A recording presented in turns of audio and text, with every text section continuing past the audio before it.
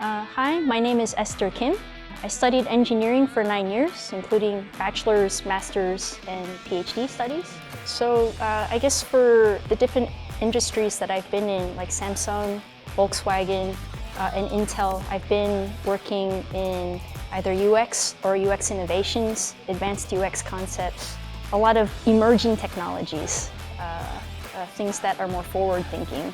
So for example, at Volkswagen, working on future mobility. So what would mobility look like without drivers driving? Or even things like introducing AI into the cockpit of a car. So how can AI assistants help drivers? For me, since the beginning, I've always just loved solving problems, especially for people. And that's what's kind of brought me to being an engineer and someone who enjoys UX. And right now, in the last year and a half, we've seen so many changes in the education industry. Literally, students and teachers' lives have been upended. And so that's why I think this is a really interesting time to be in the EdTech area. You know, we're entering a whole new world of education. Now that we have this technology that can monitor a driver's attention and alert the driver when he or she dozes off or doesn't pay attention to the road. As such, I think education can be changed too. If we harness the power of engineering, for example, like in automobiles, we can use algorithms to monitor how a learner is paying attention to their study material. So the domains that we are less interested in, and also where engineering is most needed right now, and education is such a domain, I think it's time to make such a change in education. So yeah, I mean, one of the big challenges now for Riiid as a company, starting with the first major test prep product for TOEIC, now we have a lot of different projects or products that we're trying to tackle now.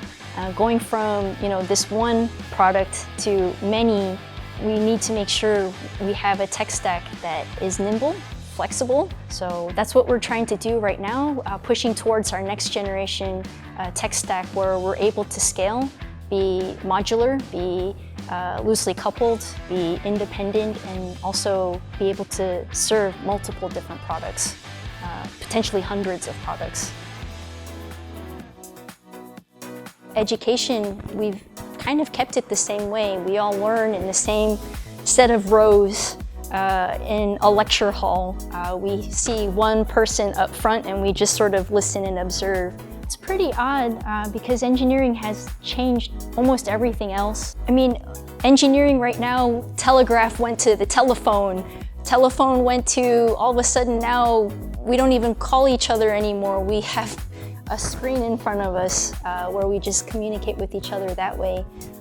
And in education right now, we're trying to push that way too, where we're reimagining what education looks like.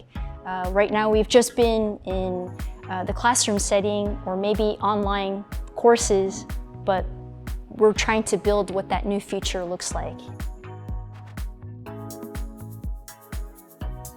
So where Riiid has really excelled has been the AI. And AI research, AI modeling, it's top-class research. And that's attracted a lot of demand from lots of different companies. They just want to know how can I use this? How can I use the AI? And that's where engineers come into play as well. How can we make this into a reality? Like how can we make the AI into a product or a service?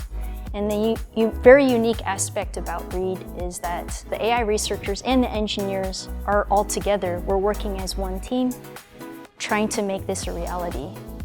That's what Riiid does, and that's why I joined Riiid.